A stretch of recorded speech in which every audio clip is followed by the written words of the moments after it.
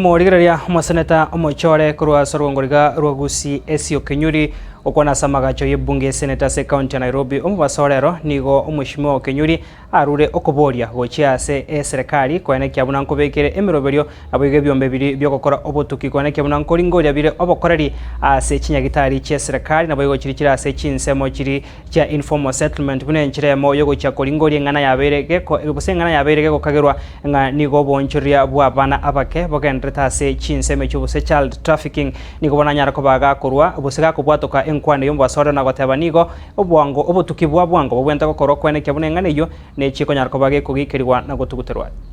Request for statement on allegations of child trafficking in government health facilities and informal clinics. Mr. Speaker, sir, I rise pursuant to Standing Order 53-1 to seek a statement from the Standing Committee on Health regarding allegations of child trafficking in government health facilities and informal clinics. In the statement, the committee should, 1, provide a detailed report on ongoing investigations into allegations of child trafficking facilitated by staff in government health facilities, particularly addressing allegations that a social worker attached to Mama Lucy Kibaki Hospital has facilitated the sale of multiple children.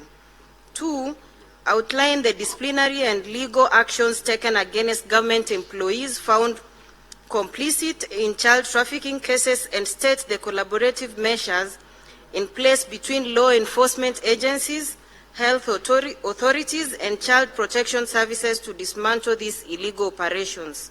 3, provide a status report on the licensing and regulatory oversight of private health facilities, explaining why unlicensed clinics continue to operate unchecked.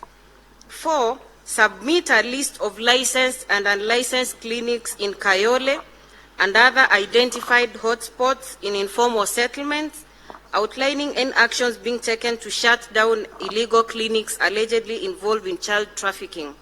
And finally, indicate the measures being implemented to ensure compliance with health regulations, as well as the closure of facilities involved in illegal activities. Senator Essy Okenyuri, MP. Thank you.